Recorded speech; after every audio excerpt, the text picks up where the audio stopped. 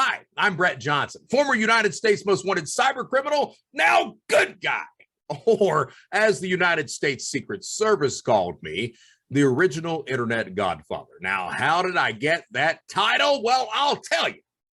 39 felonies, place on the United States most wanted list. I escaped from prison, and I built and ran the first organized cybercrime community. It was called Shadow Crew. It was a precursor of today's darknet and darknet markets. It laid the foundation for the way modern cybercrime channels operate today. Now, let me tell you, they ain't nothing to be proud about in any of that bullshit. And let me tell you, that shit will get you sent to prison, deservedly so. Now, look, there's a whole story behind all that we don't have time for today, because today, right now, it's time for the Brett Johnson Show. Today's episode, Finding Your Way, when we come back. All right, so we are back to the Brett Johnson Show. And hey, just so everyone knows, I did miss recording a couple of episodes. I lost my voice. Matter of fact, my voice is still not 100%. It's more like 85%, which I guess 85 is better than 0, but it's nowhere near 100. So if you hear my voice crack as we're doing this show today, please forgive me. You'll understand why. Now, that being said, missed 2 episodes. Today's episode is Finding Your Way. This show is called The Brett Johnson Show. And the reason it's called The Brett Johnson Show is because I want to talk about more than just cybercrime, identity theft, crime in general, cybersecurity, those types of issues. If I wanted to talk about just that stuff, it would have a different name to it. But I want to talk about more than that. If I want to bitch about politics, I want to be able to do that. More importantly, the reason it's called The Brett Johnson Show is because I was able to turn my life around. As a matter of fact, I view myself as still turning my life around. I think I've actually, if I've not turned the corner, I'm in the process of turning the corner. I really feel a lot of growth and everything like that.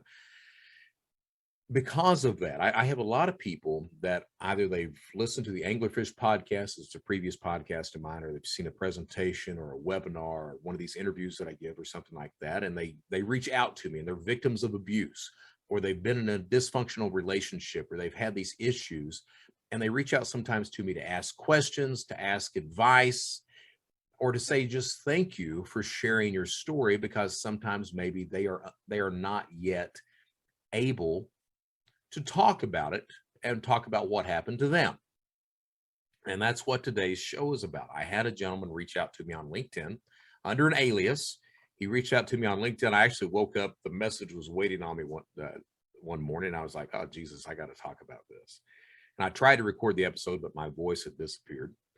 So I had to wait until today to get that recorded. So I wanted to record that. I missed recording 2 episodes, and I'm sorry about that. I hope it doesn't happen again. I don't like to have a lot of episodes in the bank. I like to comment on things that are current and currently happening, and I also like to read the comments from the viewers and listeners so that I can be up to date on what people are thinking, saying, or wanting answered. So that's why I miss the episodes. Hopefully it won't happen again. Usually my voice does not disappear, so please forgive me that did happen. Now, that being said, I also wanted to, the night before I was supposed to record the first episode that I missed, that's when the Roe v. Wade news came out. You know, the Supreme Court is getting ready to strike down Roe v. Wade. There was a leak at the Supreme Court, and somebody let out the rough draft saying, hey, Roe v. Wade isn't worth shit. We're going to get rid of it, a complete repudiation. All right, so a lot of news, a lot of people bitching about it, and my knee-jerk reaction is, hey, I need to say something about it too. So I went up and looked up all these articles, and always, I knew some of the stuff already, but I wanted to just kind of refresh myself. The numbers on abortion, I was trying to look at the current year to see how many abortions per year. Could not find that statistic. The closest I could find is for the year 2019. In the year 2019, in the United States, 629,000 abortions. Over 50% of those were by an individual walking into a clinic and having the abortion procedure. The other 40-some% were by the next day pill, taking the tablet and causing the abortion like that. Now, here's the thing. My thought on it, I had my stepson, he asked, he's like, because I was talking about it. He's like, well, what do you actually think about it? And what I think is, I think we would live in a very good world if people would leave other people alone as long as they weren't hurting somebody else. That's my thought about it. I think that these individuals, I've said before on a on this show, I've said before that politicians don't give a damn for anyone except themselves. I don't care if you're Democrat, Republican, whatever the hell you think you are. Those politicians don't give a damn about anyone but themselves. The only reason they're out there picking up a cause is because there's a group of people that support that cause, and they're saying, hey, we'll give this group vote to you to get you in office so you can get more power as long as you come back and support us. And that's on both sides. So, the Republicans are doing that. The Democrats are doing that. My thought on that is, hey, Democrats have been so worried about getting a president in office, and they finally did. And my thought on that, I got to say, I don't like Donald Trump. I don't like Joe Biden. My view on that is, hey, Joe Biden, the Democrats, they had it made. They had it made. Trump was in there. A lot of people hated Trump. So they put a Democrat in office, and it was the Democrats' game to lose. It truly was. They could have solidified everything across the board. Everybody would have been happy. It'd been Democrat, Democrat, Democrat, but they systematically did every single thing they could to screw it up. So now we're looking at a landslide in the midterms, and it's almost a guarantee we're going to have a Republican in office for president. And that's my thought on that. My other thought on as far as abortion goes is, you've got the Democrats didn't pay a damn bit of attention to the Republicans in the middle. If you look at that demographic map, so when Roe v. Wade gets struck down, you've got about 26 states that are going to come in and say, hey, we're going to make abortion illegal. Louisiana, for example, is going to charge people with murder. So they're going to do this. So you've got 26 states. And if you look at the way the demographics are set up, the Democrats own basically both coasts. Middle America, no, because the Democrats didn't give a shit about that. The Democrats gave a damn about the votes. They knew as long as they owned the coast, they could get in there and be president and have control and power, because that's what this is all about. What they didn't understand is that the Republicans had another game plan. They were like, hey, if we actually solidify middle America, we can come in like Donald Trump did. We can come in and we can take over. Not only that, but let's take care. Let's start loading up the state legislatures. Let's start loading all this stuff up. Democrats weren't paying any damn attention. They didn't give a damn about that. They wanted national politics. So the Republicans come in, make these state legislators where they're all Republican now, and it's all set. Where all of a sudden, when the Supreme Court strikes down Roe, you've got 26 states that the Republicans have kind of front loaded on state legislators. They come in and strike it down at the state level. And that's what happens because the Democrats don't give a damn and the Republicans don't give a damn about anybody but themselves. My thought is it would be a great world if we could just come in and live our lives the way we wanted to, as long as we didn't hurt anyone else. For you, anyone out there that likes to take the religious aspect of abortion. And here's the deal. I am not pro-life. I'm not pro-choice. I'm leave each other the hell alone choice. All right. Quit bothering people. If it's not affecting you, if it's not hurting you, what the hell are you doing? So as long as it's not hurting somebody. I know what the argument, so that's that person is alive. Well, maybe, I don't know. I know if you're taking the biblical approach to that, no, you can't use the Bible to argue that. Exodus 21 verses 22 and 23 makes that very clear. All right. So you can't use a biblical argument to support that. All right. So that's all I'm going to say. And I tell you what, I may come up and do a show about this, because the issue now becomes we've got a lot of data sellers out there where states can track an individual if they're going to an abortion clinic. So you take Louisiana, for example. Take Louisiana, they're going to charge individuals with murder if they have an abortion. So what happens if that individual travels outside of state lines to get an abortion? Is it still murder? Well, that's as a Louisiana citizen, I would argue probably is. I would argue that Louisiana is going to give that shit a try. How would they get that information? Well, there's a lot of data providers out there that are selling information for people who have visited abortion clinics. So you've got that. You've got people that will report and all kinds of things. I think it could very well be a one hell of a mess. So I think I will do a show, as I'm talking about it now, I think I'll do a show about that type of privacy, how these things kind of affect that. There's actually been a couple of articles talking about how this ruling affects people's privacy. And here in the United States, it really seems to me, coming from that criminal background and now, working for the good guys, it seems to me that a lot of US citizens really don't give a damn about their privacy. We're very good about giving up all of our data, our biometrics and everything else for free games, free products, test services, things like that. So I think maybe I need to do a show talking about the importance of privacy and how that's being kind of stripped away at several things. But I'm not going to comment whether I'm pro-life or pro-choice. I'm pro leave each other the hell alone and let us live our lives as long as we're not hurting someone. Now, you notice my voice is kind of cracking there. I'm trying to keep the pipes kind of lubed up. Now, our show today, I woke up the other morning.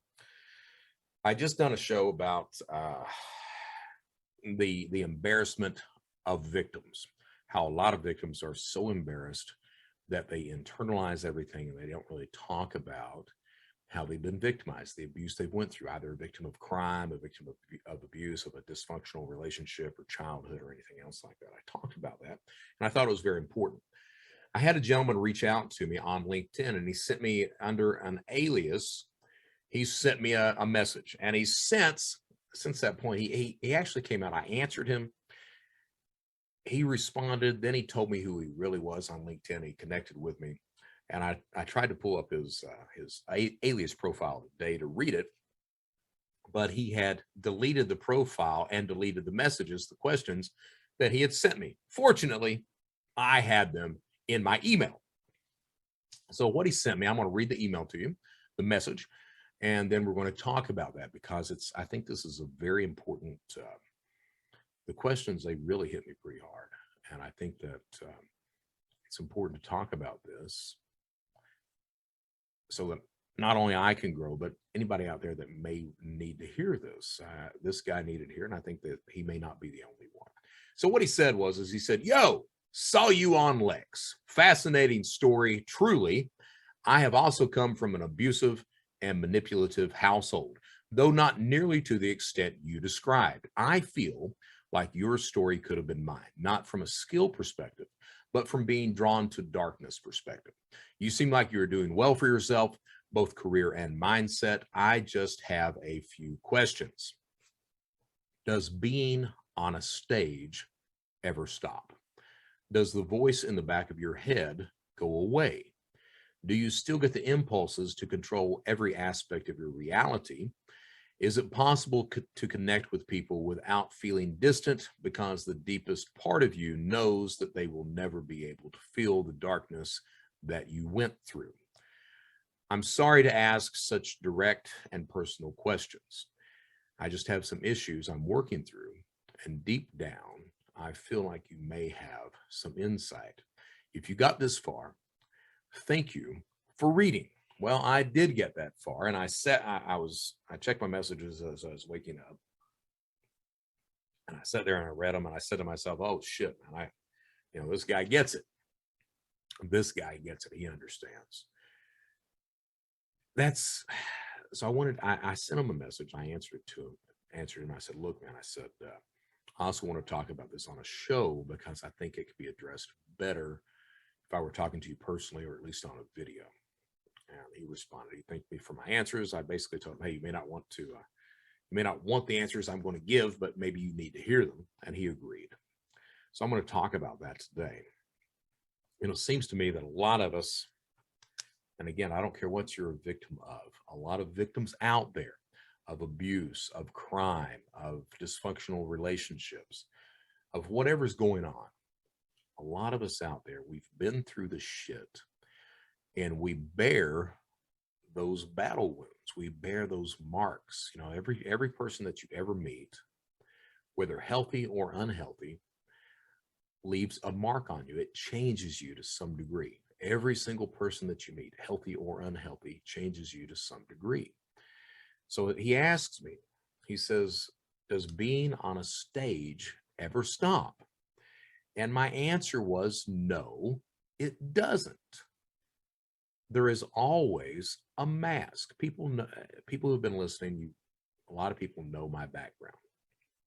Yeah, I was a criminal, a lifetime criminal. But, you know, I had a very dysfunctional childhood. You know, I began committing crime when I was 10, shoplifting to steal food for me and my sister. That quickly changes because, and it's a thing. I mean, when you start doing something out of necessity, when you start breaking the law out of necessity to provide for people, you find out pretty quickly, well, there's no need to steal bologna when you can steal steak. There's no need to stop at just supporting yourselves when you can keep going and live very well. So it always tends to go higher and higher and higher. It's never just, you know, stopping at that point where of necessity. It's always to extravagance, always, always. So, and that doesn't answer his question. The question was, does being on a stage ever stop? Well, because of what I went through, you know, I mentioned, you know, the childhood, my mom playing, you know, Bible games with us, you know, acting like she was possessed, and she would, you know, act like Satan was coming out through her eyes, and we were supposed to think happy Jesus thoughts and not let Satan possess us. And we were like 7 and 8 years old when this shit was going on. Or she'd pulls a seance. We were in West Germany. My dad was a helicopter pilot in the Army. We were in West Germany. My mom pulls a seance. Me and my sister, geez, I'm 5 and 6, maybe 4 and 5, something like that. Scares us to death like that. There was that. There were the, you know, locking me and my sister out of the house, telling us she was going to just leave one day and not come back. You know, the abuse, the negligence, the verbal, the emotional, telling us that our father was not our father, that she had cheated on him. I mean, just holding a knife to my dad's throat, trying to poison my dad. I mean, it keeps going. It keeps going. I could write a book just on that shit. Matter of fact, I was talking when I first began this legal career, a television producer, and we've been talking about TV for a while, but a television producer had read some of my background. He's like, man, I really like his childhood. And my agent was like, well, what about the escape from prison? And the agent was like, yeah, that's good. But I really like his childhood because of all the abuse and the stories and the drama there. Well, that comes with marks and battle wounds. That comes with, you know, with me, it came with distrust. You know, it's hard for me to trust people. I do trust people, but it's hard for me to open up to people, to be myself. So there's always a mask, and I know, somehow I know that people who have been through similar shit, that mask, that being on a stage is there. You know, Shakespeare says it. We're all players on a stage. There's always a stage. You know, it's very rarely that I am just me. You know, if I'm at a gig, speaking, webinar, I've got that mask on. I'm on a stage, and then when it gets through, I usually go to my hotel room and crash, play Nintendo or Xbox or some crap like that. I'm just kind of an introvert, but there's always that mask, always a stage, and I think it's because fear of opening up. Because when I was a child, opening up left you vulnerable to a parent who would capitalize on that, who would use it to manipulate you and hurt you. And that was common. So, and I don't think it's just childhoods that takes place in. I think that if you're in a relationship, you know, think about that. We get in these romantic relationships and you share everything with that other person. And sometimes that person is not healthy. Sometimes that person is toxic. And here you are, you're opening up completely to that person. And that person then uses that against you. That has a mark. You know, every person that we meet, whether healthy or unhealthy, changes us in some way, either positively or negatively.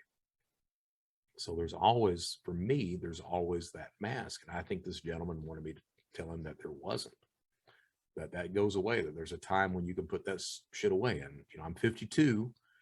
And I've not found that yet. The only place I do find that is sometimes I'll take a long drive. So instead of, flying 2.5 hours to a conference, I may drive 11 hours just so I can sit back and I'll turn the music up loud. I'll cry every now and then, and I'll just reflect on my life and think through things. Give me a chance to pause and think about things. And I think during those moments, I'm me. But most every place else, I'm not. I think that's one of the reasons this show, I did Lex Fridman. I was very open, very honest during that show. And I come in, I do the Brett Johnson show, and people see these characters pop up, these voices, this high energy and things like that. And they're like, that's not the same guy. Well, it is the same guy. But at the same time, it's that guy that puts on a face for everything. It's very hard for me to open up. It's the same thing. I'm married now, and I've got a very healthy wife, healthy relationship, but it's very hard for me to share things with my wife, to open up, because it's based on that, my entire past of opening up and having the people that were important to me using that to hurt. So it's very hard to trust someone enough to open up. So that's probably not the answer that you wanted to hear, but probably the answer you needed to hear. And I'm gonna believe it or not, as I'm talking about this, I actually think there's a good point to all this, a healthy point to all this. All right, so does the voice in the back of your head go away? No, it doesn't. The voice is always there. When I say the voice, I mean the voice. It's weird with me. I have that voice that says, you're going to fail. You're no good. No one loves you. Stop. Go away. Just go in a hole and die someplace. That negative voice that always pops up. I have that.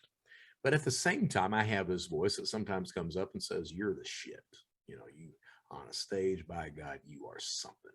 You are, when you're giving a webinar, you're talking about this cybercrime or these issues, and you are the bomb on that. And I know I'm good on that. But I have that juxtaposition between the two. I have that voice of my mom coming in all the time. And I want you guys to understand, my mom was not, it was weird with her. It wasn't 100% just abuse. There was times when my mother could be very loving, when my mom could be very charitable. There were times like that, but it was also juxtaposed against this, this horrible person that would always test your loyalty, test your love. Can I do this to you and you'll still love me? Can I do this? Can I abuse you like this? Can I say this to you? So there was always that juxtaposition. That's why you get the stage with me all the time, the mask that's always put on. The voice never stops. What I will say is that once you decide to change your life, that voice doesn't register as much. Now, what do I mean by that? What I mean by that, I think it takes, I don't care if you're a victim, if you're an addict, if you're a victim of crime, if you're a criminal, whatever the issue is, it takes a conscious decision on your part to make that change. Now, I also have to say that it takes people outside of you to help you make that change. You just can't do it on your own. You have to consciously decide to do it, but it takes the help of others to help you get there, to help you turn that curve. All right. So I decided to stop breaking the law and lead a legal life. I would not have been able to do that were it not for the FBI, were it not for Microsoft, were it not for all these people who come and listen to me at presentations, or people who tune into the Lex Fridman show or my channel or anything else. I would not be able to do that, or even Arcos, who brings me in as a chief criminal officer. I would not be able to do that if it were not for these people, these groups, these organizations, AARP. I would not be able to do that. I would not be able to, even though I have chosen to lead a legal life, I probably would not have succeeded had it not been for those people and groups. So I wanted to say that. Now, what I'm getting at is you have to decide to turn that corner. You have to make that decision. And what does that mean? I've got my stepson's girlfriend. She comes to me the other day, and she's been listening to my show. She's an avid fan. she's been listening to the show, listens to everything I talk about. And she's like, I need to ask you a question. I was like, sure, shoot. And her dad's toxic, right? He's a very toxic individual, religious guy. And I guess he's tried to live the way it sounds. I've not had a chance to really talk to her a lot, but the way it sounds is he tries to live vicariously through his daughters. This girl here, she's a great girl, and he wanted her to be an English major, and she wanted to be a nurse. So he basically disowns her because she chooses the path to get a nursing degree instead of going into an English major. So she was talking to me, and she's like, Brett, what can I ask you a question? She was like, I was like, yeah. And she was talking about her dad.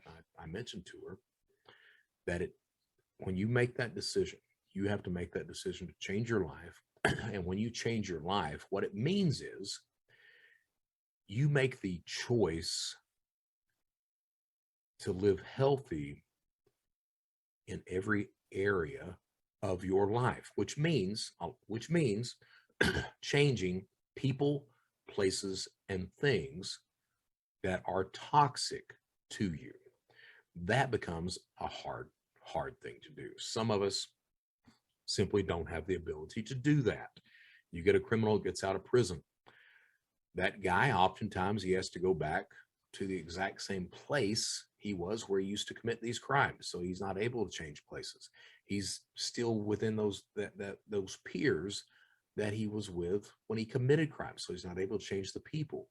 He often goes back to the things that he used to do, drinking, partying, things like that. You have to be able to change people, places, and things that were toxic to you. Okay. Even if you're in that bad neighborhood, you have to be able to get out of that neighborhood. You have to be able to get away from those places that used to trigger these types of responses in you. You have to choose to get rid of these people that were toxic to you. You are, at the end of the day, you are who you associate with. Like it or not, you are. If you associate with a bunch of bullshit, you're going to be tagged as being nothing but a bunch of bullshit. Okay? Associate with the people who you want to be like, and you will rise to them. That's the best way I can put it. Okay. Her dad is very toxic to her. And I told her, I was like, look, I said, my sister hasn't spoken to my mom that I know of in probably about 10 years. I've not spoken to my mom in about 3 years. And it was a healthy choice. You know, I'm a healthier person because I don't engage with her, because every single time I engage with her, it becomes very toxic every single time. And that seems to be the way that my stepson's girlfriend is. You know, every time she engages with her dad, it seems like it has some toxicness to it. So I think you have to be able to make that decision to change people, places, and things. Don't do the stuff that you used to do if you want to be healthy. Don't associate with the people you used to that caused you to be unhealthy, or visit the types of places that you used to. If you think about an alcoholic, he has to change people, places, and things. He can't keep going to bars and expect to recover. He can't keep hanging out with his other drunk friends and expect to recover. He can't keep doing those things and expect to recover. So and that's what I was telling her. I was like, at the very least, you have to be able to put boundaries in place. Tell your dad what you're willing to accept and what the consequences for crossing that line is. And it's very difficult to do that, especially with a parent. But you have to be able to make those decisions to live healthy. You have to consciously decide to do that. So the voices, you know, I think and this gentleman later on points out to me that he thinks it's just one subconscious. You know, I pointed out that the voice comes from the same place, and it does. But once you decide to live healthy, that negative voice, that voice that's always pegging at you, that tempting you, whatever that voice is doing, that voice registers a hell of a lot less than it used to before you made that conscious decision to live healthy. So I think that's part of it. Okay. I also think, you know, going back to where we were talking about being on a stage or using that mask all the time, as you become healthier, and I've noticed that too, you know, where I open up here, I open up on stage, I open up, you know, on these long drives. I'm getting better at sharing things with people who are close to me. It's very difficult for me to do that, but I'm getting better. It's slow. It's very slow, but I'm getting better at that. I think that as you become more healthy, you start to develop that trust with people. You start to understand that, hey, not everyone is out to use you or manipulate you or to hurt you. Some people just care. Some people want to help. And I think that I'm slowly understanding that. I'm slowly starting to open up. Okay. Moving right along, these were hard questions the guy asked. So, do you still get the impulses to control every aspect of your reality? I absolutely do. Every day, all day. Every day, all day. I don't like, I mentioned just a few minutes ago that, if you're actually going to be able to turn your life around, you have to make the conscious decision to do that. And it requires others helping you that you can never pay back, ever. They're just helping you because they want you to do good. You can never repay them. That's really problematic for me because I'm the guy, I'm the kid. There was a point where my stepdad goes into the coal business, goes broke. We don't become homeless, but me, my sister, my mom, my stepfather, and a work hand lived in a 40-foot business trailer for about 18 months. Lived off of deer meat and cornmeal for about 18 months. Used to have our power cut off, all this other bullshit, power, water, everything else. Until my stepdad was able to get enough money up to get a couple of chainsaws. And he used to go out and make mining timbers. And he built that up into a very successful timber company. That's what happened. So when that happened, and not only that, but people who've listened to the Anglerfish podcast, at one point I'm interviewing my sister and she says that she always expected someone to come and save us. And I told her I always knew that no one would. Because of that mentality, because of the things that happen, I've been the guy that has been, no, if something's going to get done, I'm going to do it. It's me. It takes me to do this. I'm going to shape my fate. I'm going to control my reality. And that still exists today. When I do a presentation, it's not anyone else's presentation. It's my presentation. I do it the exact way that I want to. I do this show the way that I want to. I control this show. No one else does. I control this thing. And for a large part of my life, it's both benefited me and it's brought massive, horrible, bad consequences. So it's, I understand that no one is a sole captain of their ship. It takes that. I've talked before in an episode. It takes a village, not only to be secure in life, but to lead a happy life. It takes people that are helping you, that are assisting you, that are with you on this ride of life. But I still get those impulses. I still try to control my reality every day. It's because of the upbringing. It's because of all that. I know that I do it.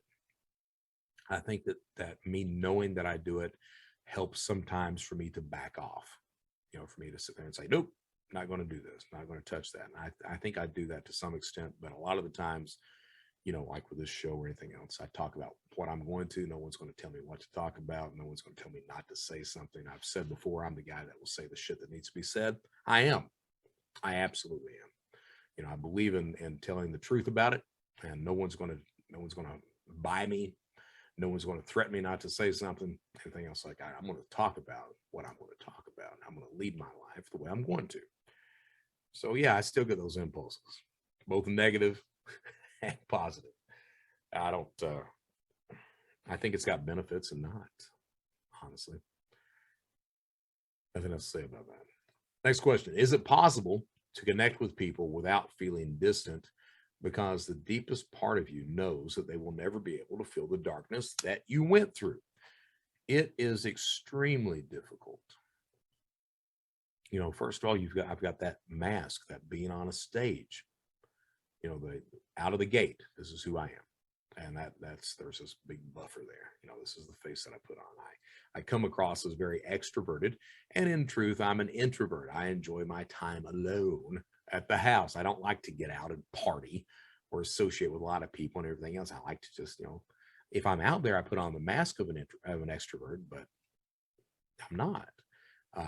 Same thing. I tend to be very shy, but I don't act like it. I come off as very open all all the time. It's very difficult to connect with people unless it's almost, the people who have been through the shit, who have been through this bullshit, who have been abused, who have been in a dysfunctional relationship, who have been victimized. It's like there's a common link. You could see it. They've been through it. They've got those battle scars. They've got those medals, whatever you want to call it. And there's this connection that's there.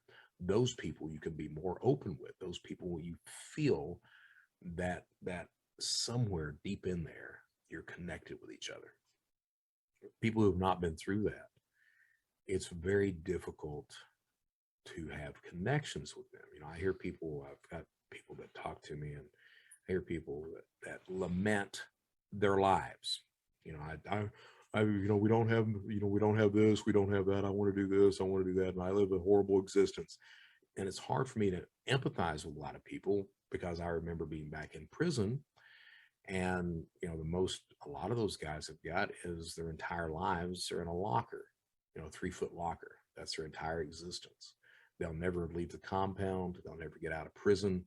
They'll never be able to just take a trip to Walmart or walk wherever they want to or anything else. They're locked up the rest of their lives. They've lost every single thing they've got.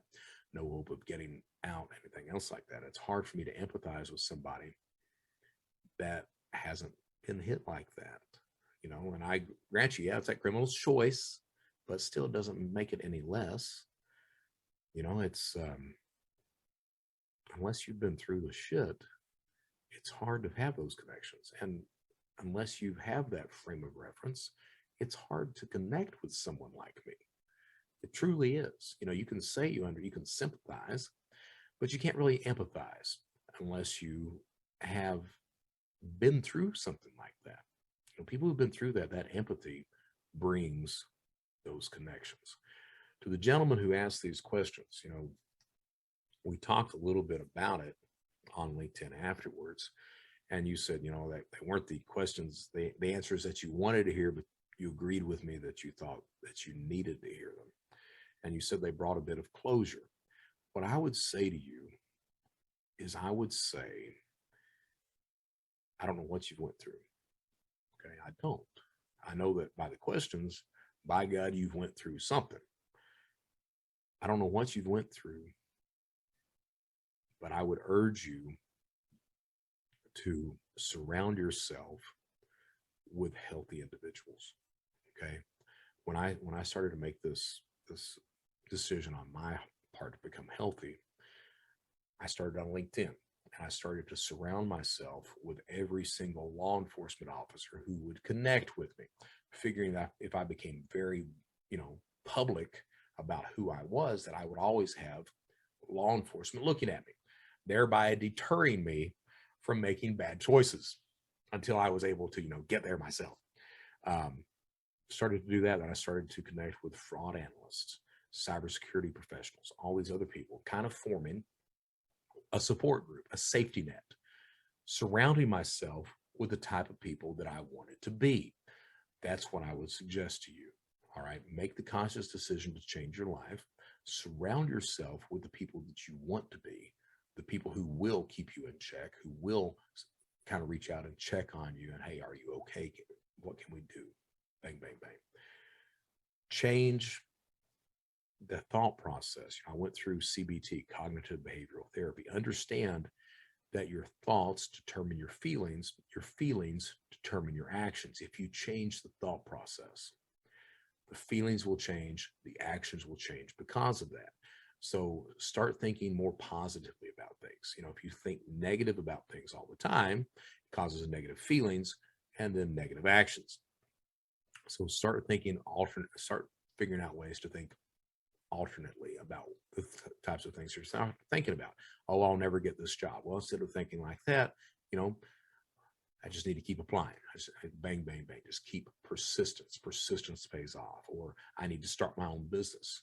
So change the thought process. It changes the feelings, changes the actions, change the people you associate with, change the places you used to go. If you're still frequenting the places, whether it be someone's home, whether it be venues, bars, parks, whatever, schools, whatever that is, if you're still frequenting the same places that these negative things happen to you in, you need to change that.